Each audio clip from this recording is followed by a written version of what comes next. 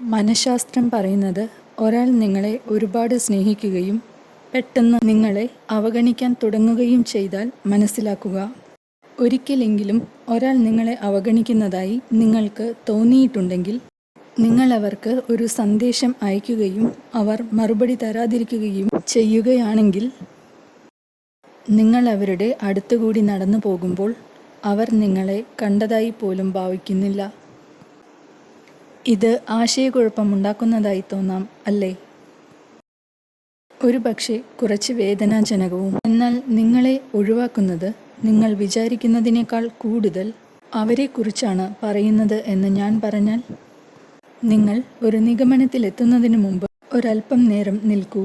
നിങ്ങൾ അറിയേണ്ട ചില പ്രധാന കാര്യങ്ങളുണ്ട്. അവർ നിങ്ങളെ ഒഴിവാക്കുന്നതിൻ്റെ കാരണം എന്താണെന്നും ഇതിന് നമ്മൾ എന്ത് ചെയ്യുമെന്നും നമുക്ക് നോക്കാം. അതിനാൽ നിങ്ങൾ പോകാൻ ചിന്തിക്കുകയാണെങ്കിൽ അത് ചെയ്യരുത്. അവർ ആഗ്രഹിക്കുന്നതും അതാണ്. എന്നോടൊപ്പം നിൽക്കൂ, നമുക്ക് ഒരുമിച്ച് ഇത് കണ്ടെത്താം.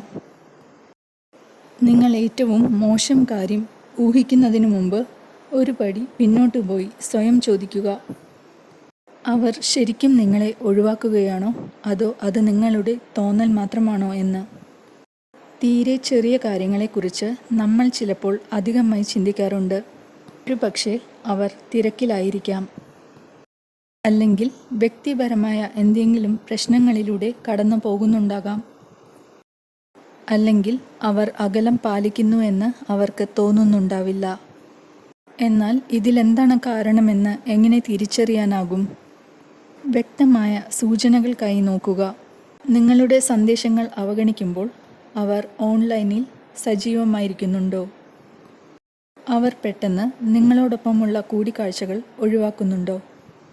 അവർ നിങ്ങളെ കാണുമ്പോൾ കണ്ണിൽ നോക്കാതിരിക്കുകയോ വഴിമാറിപ്പോവുകയോ ചെയ്യുന്നുണ്ടോ? ഈ കാര്യങ്ങൾ തുടർച്ചയായി സംഭവിക്കുകയാണെങ്കിൽ അതെ, അവർ നിങ്ങളെ ഒഴിവാക്കുന്നുണ്ടാകാം. എന്നാൽ ഇവിടെയാണ് പ്രധാന കാര്യം. പെട്ടെന്നുള്ള നിഗമനങ്ങളിൽ എത്തുന്നത് സഹായിക്കില്ല.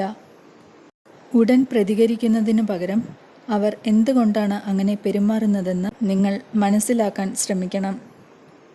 അത് തുടങ്ങുന്നത് ശാന്തതയോടെ ഇരിക്കുന്നതിൽ നിന്നാണ്. ഒരാൾ നിങ്ങളെ അവഗണിക്കുമ്പോൾ ഉണ്ടാകുന്ന നിരാശ എനിക്കറിയാം.